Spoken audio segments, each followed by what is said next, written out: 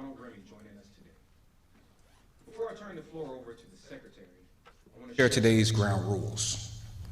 To our media in person, ask that when the Q&A session begins, that when called upon to please step forward to the microphone and provide your name and organization. You are allotted time to ask 2 questions and an immediate follow-up to those questions if warranted. We will circle back to you at the end if you have any additional questions. To our media who are remote, I ask that you please use the raise your hand function in the WebEx. I will then open the floor to your questions. Remember to unmute and turn your camera on when speaking so we can hear and see you. Please all remember to mute once you are finished as well. You too will also receive the opportunity to ask 2 questions and immediate follow-ups if necessary. Thank you for following these ground rules, and since we have a lot of ground to cover, I now turn the floor over to Secretary Denis McDonough. Great. Terrence, thank you very much. I find myself cleaning my glasses more often now. I think that's probably speaks to the weakness of my eyes, not the dirtiness of my lenses. Thank you all for joining us today. It's great to be with you in person. First off, and importantly, we're celebrating Women's History Month at VA by honoring the women veterans who have defended our freedom in every conflict since the Revolutionary War, and the women who are still defending our freedom across the world today. And I say to each woman veteran out there that we at VA see you and we are here for you. We want you in our care. We want you to file for your benefits. So please visit our Center for Women Veterans at va.gov/womenvet. That's va.gov/womenvet to learn all about the care and services available to you. And if you have any questions about anything, you can email the Center for Women Veterans directly at 00w@va.gov. That's 00w@va.gov, and we'll get you the answers and the assistance you need, because at the end of the day, we work for you. Now, I've asked our fantastic Deputy Secretary, Donald Remy, to lead us off today.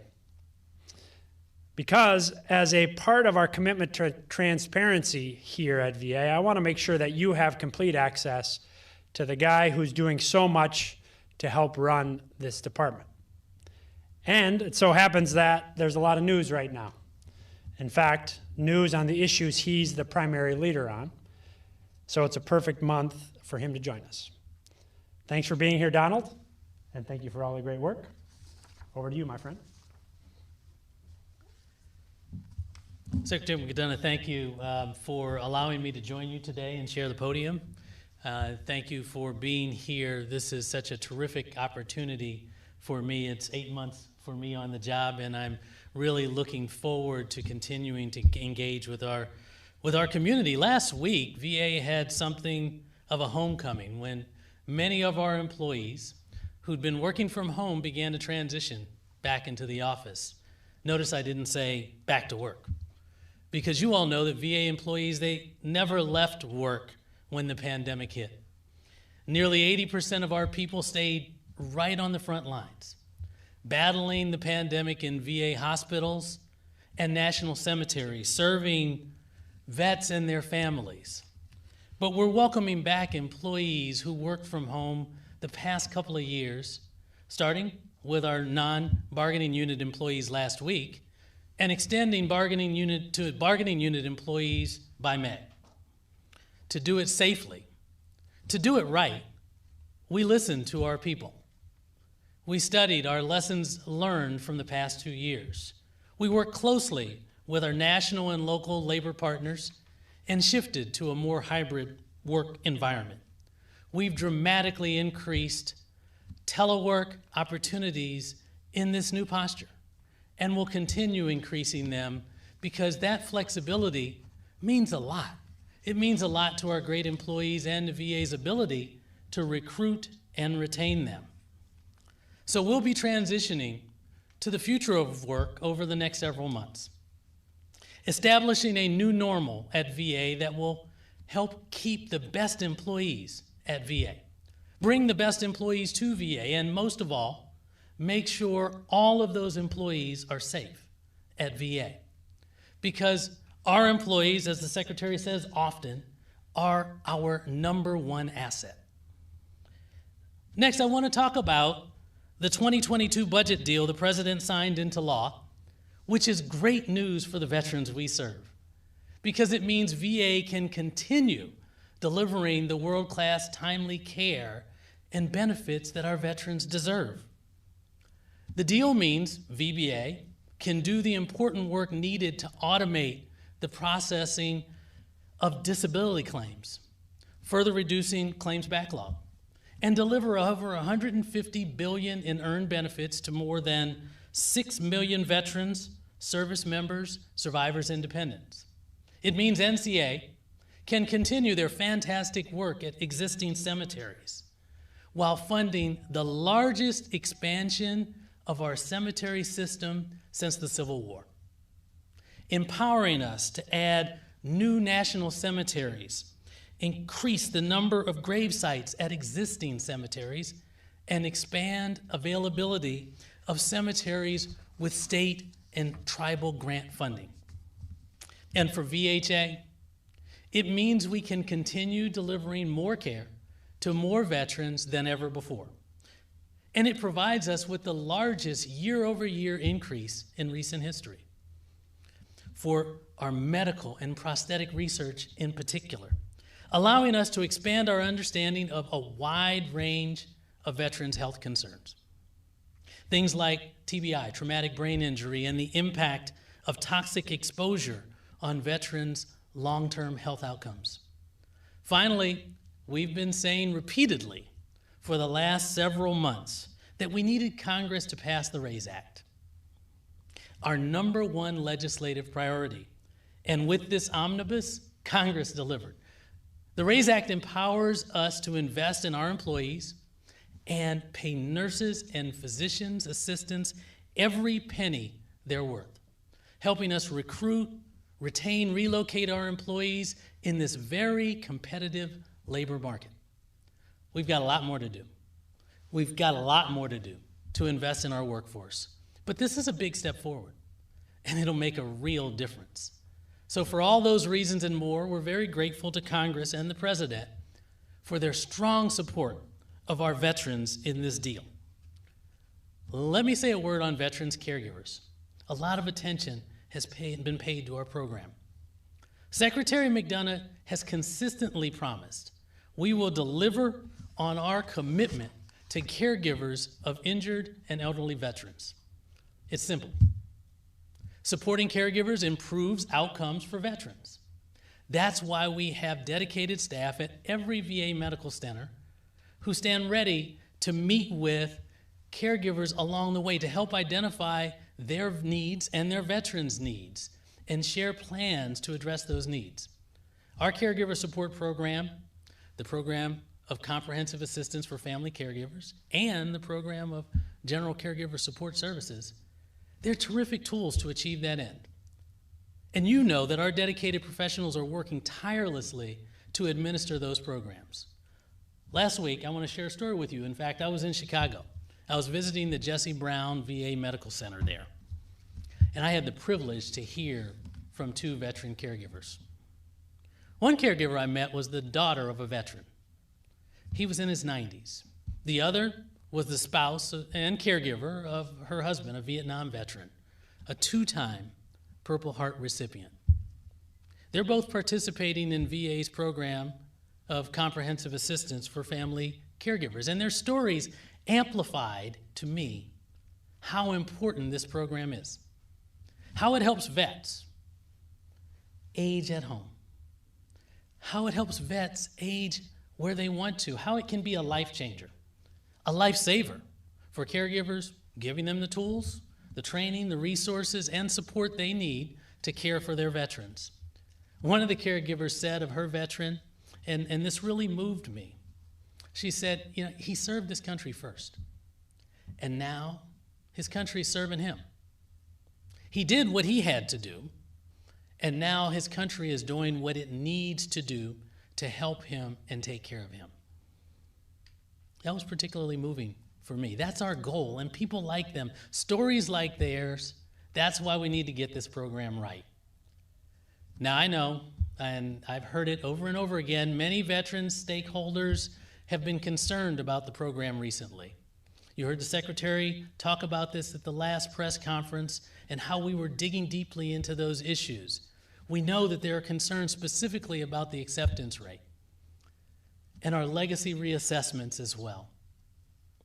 So let me say to all of them, to anyone with concerns about supporting veterans, that is our top priority, to support those veterans. We hear those concerns, and we're working diligently to address them. And we'll continue to make sure that veterans and their caregivers get the support they need, the support they deserve. That means we have to make sound, correct decisions that are in the veterans' best interests. That means we must have consistent, reliable, and understandable rationale for the decisions that we make, and clear next steps for the veterans if they choose to appeal a decision they disagree with. That means we must keep this simple for our veterans and their caregivers so that they can get the care and resources they need. And most importantly, and consistent with the intent and the direction in the Mission Act and the expectations of those we serve, that means we must continue to expand the program so we can take care of the caregivers who need us most. Now, we committed to completing the legacy applicants and participant reassessments by October 2022. However, as we've completed those reassessments, and it's become evident that there were some unintended consequences in the way that the regulations were written. And while 28% of new applicants are approved, there are veterans with moderate to severe caregiving needs who are unable to be admitted into the program or remain in the program as the regulations currently are written, meaning a vast majority of the decisions exclude veterans and caregivers from the program.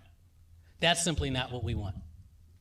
That's not what the veterans and caregivers need from us. The Caregiver Support Program leadership and their staff, they've been working diligently over the last 17 months to implement the current eligibility criteria. I get that. And we've tried to get to yes whenever we can, and to err on the side of the veteran and the caregiver when rendering decisions along the way. But we also recognize that the regulations, they may need to be revisited to ensure they can be implemented as originally intended. And while the program has made tremendous improvements in reduced processing times and enhanced the clinical support within the program, we recognize that there are a multitude of limitations that hinder our efforts to ensure that veterans and caregivers get the benefits they need through the program of comprehensive assistance. As the Secretary has made clear, we can and we need to do more, and we're going to do more.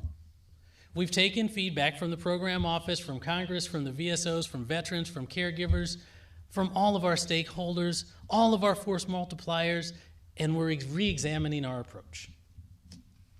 While additional work will be done, we are going to do a few things here. We are, as promised, going to expand the program to veterans of all service eras, on October 1, 2022. We're going to complete those legacy reassessments. And based on those evaluations, any caregiver eligible for an increase in caregiver benefits will receive that increase. And let me be clear, especially clear about this point. We will not, I repeat, we will not remove anyone from the program or decrease any support before we re-examine our current eligibility criteria.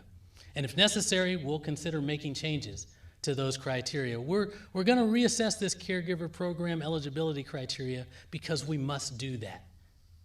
And we're going to continue to gather feedback from all of our stakeholders. We're going to have a stakeholder engagement so we can share with the VSOs, with the caregivers, with the Congress, with veterans, with all of our stakeholders what our plans are moving forward and gain their insight, continued insight and their feedback. We're going to use a human-centered design and customer experience survey. We've done this in the past, and data that we get and that we collect so that we can improve the veteran and caregiver experiences. Now, I know that's a lot, but it's only a start. There's much more we can do to build on these first steps, and we're going to do it. We will continue to work tirelessly, stopping at nothing, to make sure vets and their caregivers get all the support that they need. Now, lastly and quickly, a word on VA's electronic health record modernization effort. And then we'll go to questions, and I know you'll have many. Many have raised questions about the recent IG reports that were issued, and there's a recognition that we have a plan to go live at Walla Walla. We're looking forward to that go live at Walla Walla on Saturday. We believe we're armed with the right tools to remediate the challenges as we transition from VISTA to the new EHR solution. All healthcare record transitions are complex. There's no doubt about it. They're prone to hiccups along the way. Ours is no exception. And last week's OIG report, and I thank the OIG for looking into these issues and sharing the report, it highlighted some of those challenges. None of them surprised us. These were issues that were identified previously, and we're working to make sure that each and every one of them is resolved. Many of them have already been resolved. Everything we're doing is shaped by the lessons we've learned since Go Live at Spokane, and lessons that we keep learning along the way, because veterans have earned and deserve our very best, and will never settle for anything less. Sir, that's all I've got. I know that there are lots of questions, so I'll turn it back over to you, Terrence, and let's get started. Thank you, Mr. Deputy Secretary. Floor is open to questions. Leo Shane. Yes, hi. Thank you both so much for doing this. Questions about the caregiver change here. What will that new review entail? Is there a timeline for when we should expect that new eligibility criteria, and will it be similar to the past process here? Thanks. Great question, Leo, and I appreciate it. The answer is it's going to take as long as it takes to get it right. We are going to work through these eligibility criteria and make sure that we have it structured in a way that it can be effective, that it can be efficient, that we can deliver on our commitments. I can't give you an exact time frame. It could take a year. It could take longer than a year, but we're going to go through the process to make sure that our eligibility criteria are consistent with the intent of the law. And I know a lot of families who said they were going to be removed from the program were pretty upset about this, pretty upset about how the whole process worked. What do you say to them that this is not going to be the same process, just delayed again, that they won't be seeing the same headaches and the same heartaches in a year or 2 years? We've learned, and this is not the first time that we've stepped back and re-examined our process here, particularly for the legacy reassessments. You know that. And we've learned from mistakes that we've made in the past, and we're looking at how we can make sure we don't repeat those mistakes. So this will look different, it will feel different, and the result will be different for those caregivers and those veterans. Thank you. Thank you, Leo. Eric.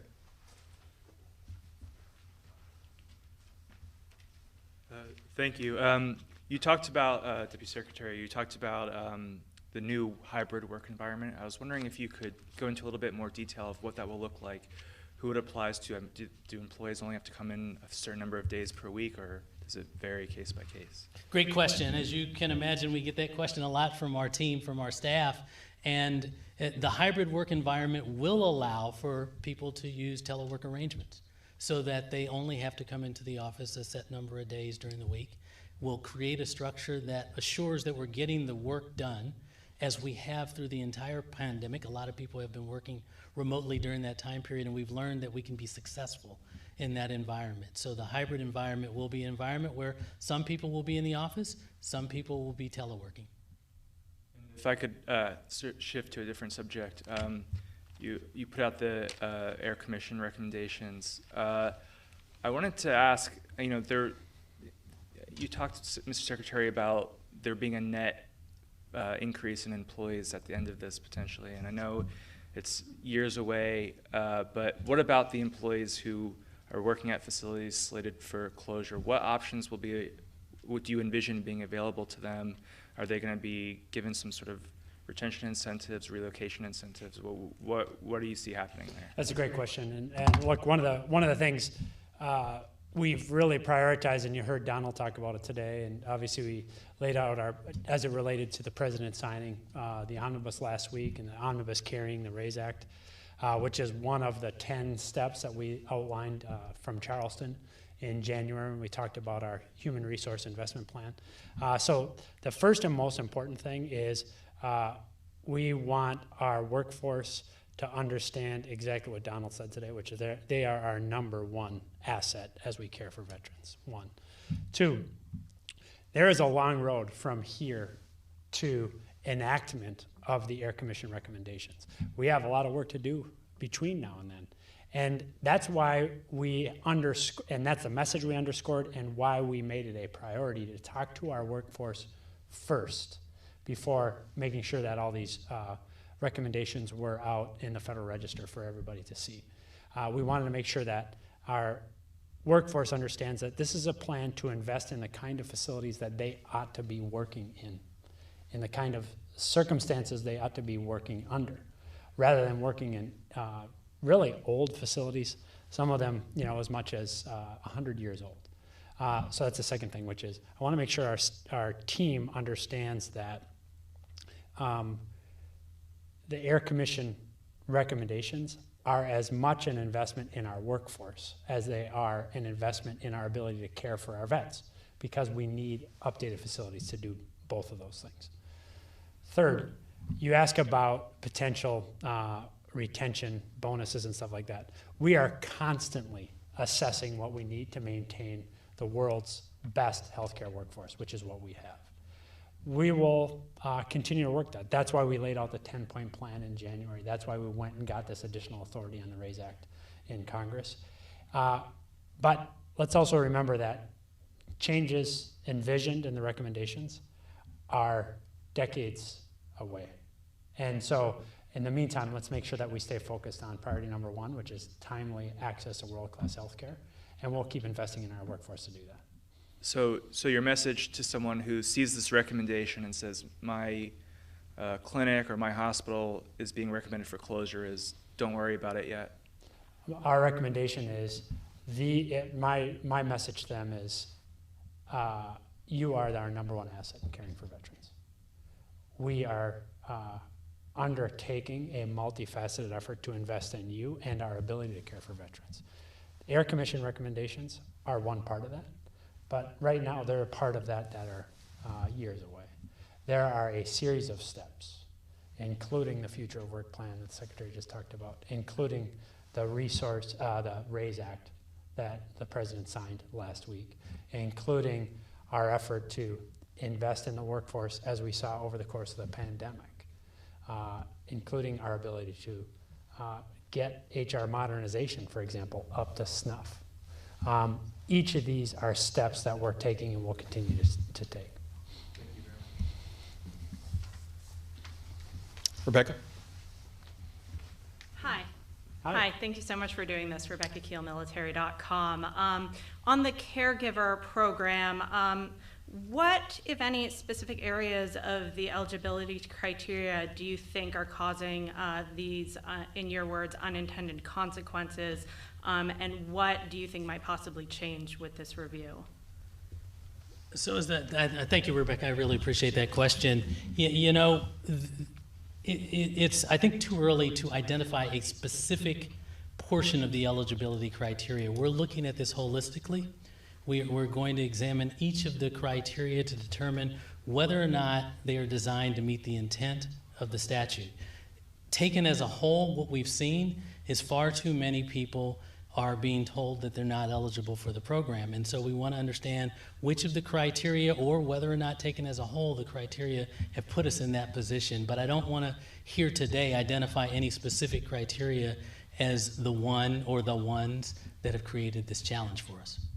And then on a separate topic, topic, you mentioned the go live at Walla Walla for the electronic health records. Obviously, there have been some lawmakers, particularly from Washington, calling for you to stop. Have you talked to them and addressed their concerns? We've tried to be in contact with all of our constituents, including the lawmakers in Washington, and keep them abreast as we move forward with our plans to go live at Walla Walla, sharing with them information that we have and challenges that have presented along the way and successes to overcome those challenges. Thank you. Ellen.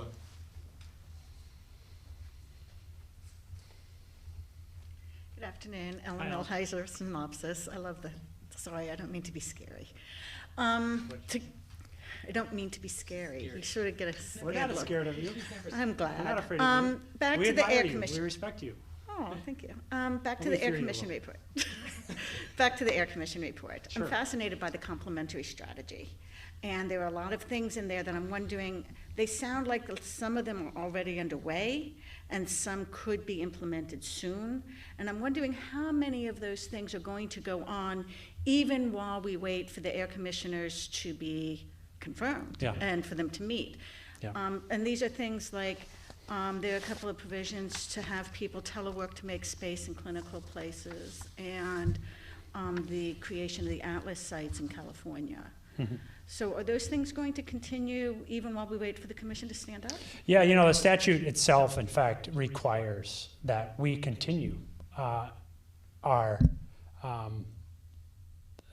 infrastructure investments, requires that we continue our modernization efforts. And we have a process in place, the SCIP process, that allows us to do that. And, you know, so for example, I was thrilled to be able to provide remarks virtually to an opening of a new CBOC in Bozeman, Montana, last week. Beautiful facility, named after a remarkable veteran, and whose family continues to do remarkable work for Montana vets. And so we're going to continue to do that, and we're going to continue to execute on that. It's difficult to disaggregate, you know, existing plans from the more anticipated plans, but we'll continue to work with Congress and make sure that they're up to date on our existing plans through the SCIP process. But this is, I mean, there's the confluence of these two things creates a lot of, has the potential to create some misunderstanding. Take the cost, for example. You know, to operate our healthcare facilities over the course of the next 30 years will be about, this is the status quo, about $1.8 trillion just to operate. So there's been people saying, hey, this plan costs, you know, over $2 trillion. Well, even if we were to maintain the status quo, capital costs plus operating costs over the next 3 decades is about $2 trillion.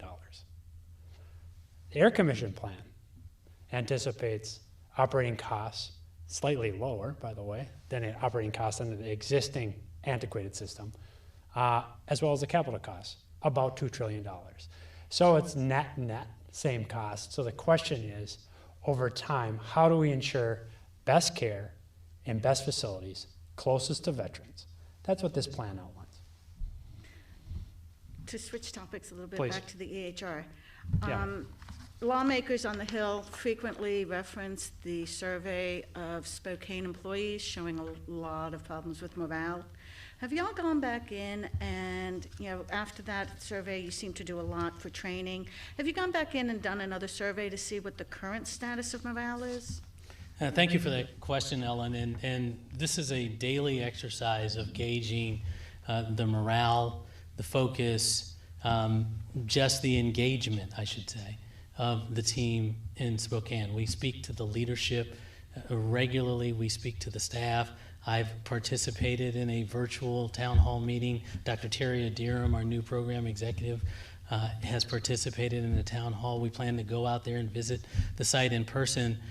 We understand and we hear the concerns that are expressed by the staff. You got to remember, they were asked to do something Herculean, roll out a new electronic health record in the middle of a pandemic. And so that environment presented challenges that were unique to the moment, and we understand what they are. The great thing about the feedback that we've received from Spokane is it's clearly a component of a high reliability organization. They provide feedback, we understand what those challenges are, we take action to respond to that feedback, we incorporate lessons learned into our move forward plan, and at the same time we stay engaged with the team in Spokane. So in your question around a formal survey, we haven't conducted a formal survey, but we have engaged with the team there, and we're continuing to engage with them to understand the challenges that they may continue to have and to keep their morale up. Thanks, Ellen. Orion.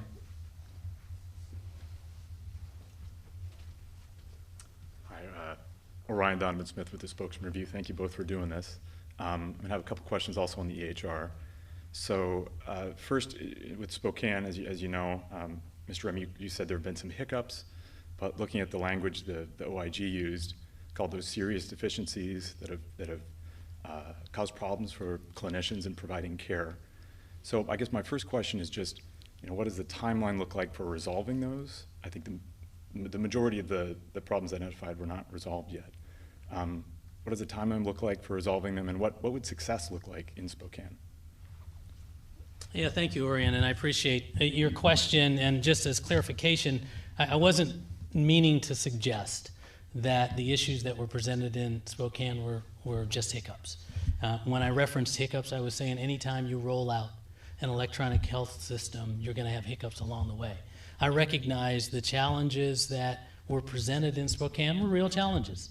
And these are issues that were identified to the IG. Some of them were issues that we identified ourselves. Some of them were issues that I heard directly from the team there. And we have put in place plans to remediate and resolve those issues that were presented. Many of them actually have already been resolved, but that doesn't mean we're going to stop there. I know the IG report, when you think about it, talked about issues that were presented to the IG that occurred between January and June of 2021. We've been working tirelessly to make sure that we resolve them there and we don't have them replicate anywhere else.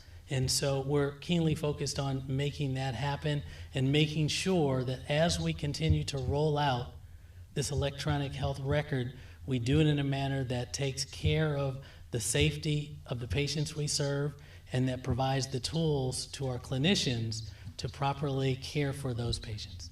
And just quickly, you mentioned you're planning a visit to Spokane. Can you tell me anything about that?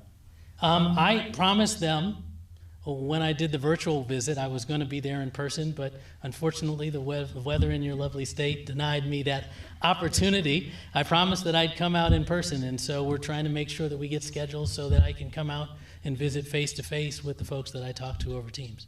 And then on Walla Walla, I understand, as we saw in Spokane, the plan is for productivity to be scaled back, at least temporarily, to something like 25%.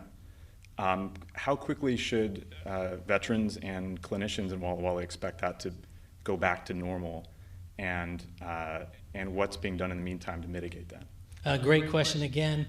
With the deployment of any electronic health record or new technology, there's always a reduction, I shouldn't say always, most times a reduction in productivity. We recognize that will occur. In an ordinary circumstance, what we see is a productivity increase back to the levels before the deployment after about 3 or so months, and we're hopeful to be able to hit that.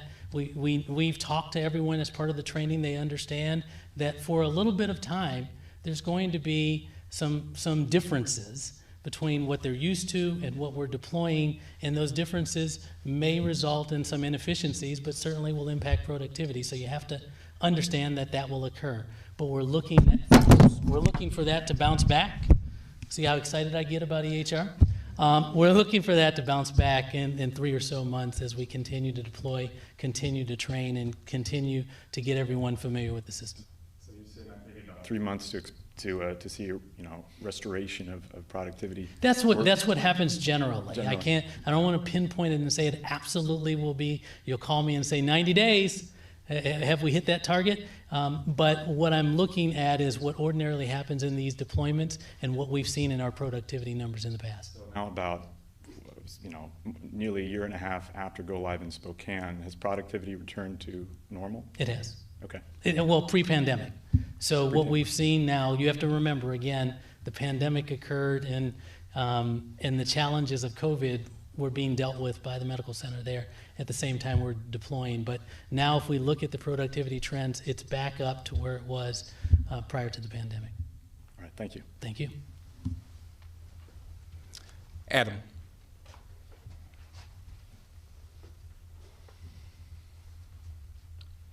Adam Patterson, CIO Media. Thank you so much for taking this today. This one might be a bit more in the weeds, but I'm curious. It sounds like VBA has been working to increasingly automate the verification for various medical conditions starting this quarter, infusing the health information and the digitized records with their claims process. And it looks like you're aiming for a goal of about 4 new algorithms or new verifications or automations per quarter. Is there any indication of what conditions will be prioritized, especially Q2 or going forward for the remainder of this year? Yeah, it's a fair question. I just want to say that shortly before I arrived in Spokane on my first visit, 2 Minnesotans preceded me. One was named Suggs, and one was named Holmgren. So I don't know what you're going to bring to Gonzaga, but we Minnesotans are quite proud of those 2 young basketball players. It's not that we're launching 4 new algorithms per quarter, as you said, but rather we're going to be trying to add 4 new conditions per quarter, right? So we started, as Rob Reynolds briefed you all, in I think it was December, or we started with hypertension, which is not only straightforward, but a fairly common condition for which veterans file claims.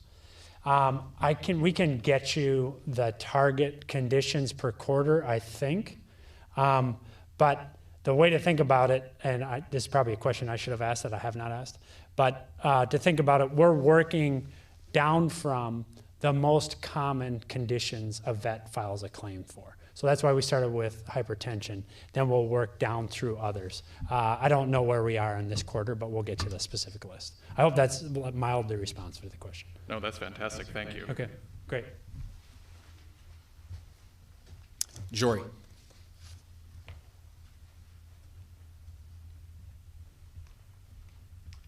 Good afternoon. Thanks Hi. again for doing this press conference. Question on EHR. Understand the Walla Walla rollout is going to go ahead as planned still. What's the update or the status of the Columbus rollout as well? Is that still going to go forward as planned? In a word, yes. It's scheduled to go live on April 30th. And we're still planning at the same time we're doing all the planning for Walla Walla Go Live. We're continuing to engage with Columbus, as you might expect, so that they're ready to go live at the end of April. And then to pivot over to the RAISE Act, a number of VA HR officials told the House VA committee, I believe last week, that the RAISE Act was probably a first step in terms of raising the pay caps for healthcare professionals at the VA. I think that first step is physician's assistants as well as registered nurses. Yes. Can you describe in a sense what maybe subsequent steps might look like in terms of pay flexibilities for VA healthcare? Sure. Mm-hmm. Yeah, it's a great question. So look, there's a lot of interesting things that we're talking to Congress about. One is, for example, retention or relocation bonuses. Those are capped in statute. And you can imagine in a very dynamic, tight labor market like the one we're in, particularly for healthcare professionals, that a cap like that puts us at a competitive disadvantage. So that would be one of the things we'd look for some relief on. Second, we also, because of wage and grade requirements, we have med center directors, so CEOs of our hospitals, we got 170 of them. They're capped at wage levels below surely what they could get in the private market, but also oftentimes below what some of their most highly paid clinicians are earning. Third, our physicians themselves are also capped. Now, there's a lot of reasons physicians come to work for us, and we're super proud of our physicians, including the terrific opportunities they have to train new docs.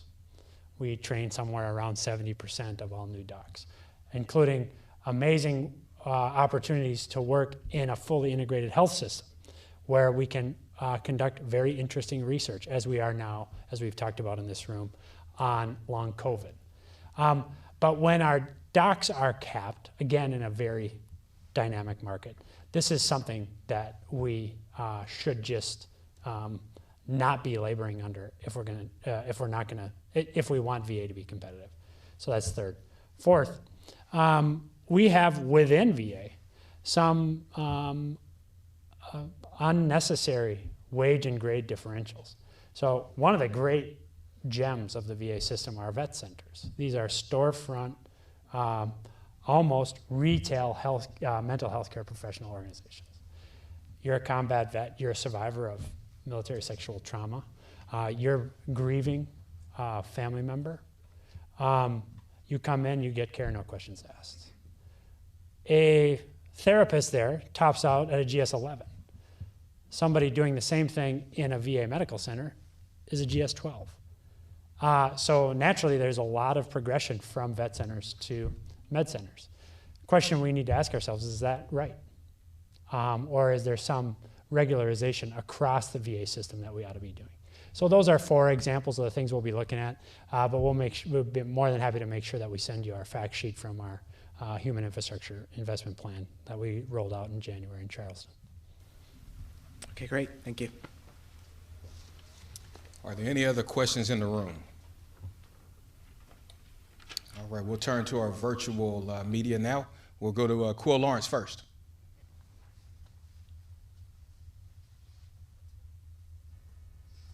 Oh, I don't think you can hear me. Yeah, we can hear you, Quill. Everybody here is just wondering why you get to stay at home and everybody else came in. But anyway, go ahead. I'll come as soon as I can. Thanks so much. Let me just channel some of the questions that I'm already getting from caregivers and clinicians. I will remove the salty language in their comments about the caregiver decision. But can you shed a little bit more light on what went wrong with these? Clinicians are talking about having had to deliver this news for months and months. The caregivers have been through what they are calling an ordeal, thinking that they were going to get cut off the program. Can you tell us what went wrong? I have been told in the past by VA that this was a congressionally mandated system that you were applying. So how easily can that be changed? And then a couple of follow-ups. Is this going to affect the rate of rejection for Vietnam, Korea, World War II vets? Do you expect changes in that also? Because that rejection rate has been very high. And how can it not delay the admission of these older veterans who've already been waiting so long? Yeah, thanks very much, Quill. And I'll let Donald get into some of the programmatic differences, questions there at the end. But let me just start by saying to you that we appreciate your reporting on this, to the clinicians whom you're in touch with, that we very much appreciate their leadership on this. And to the caregivers who we fundamentally see as a key part of our care team for veterans. I think as Meg said to you, and as I said in last month's press conference, we anticipated a rate of around a third of legacy participants would be found to not qualify for continuation of the program. As we've watched this progress over the course of these months of looking at the legacy cases, it's a much higher number than that.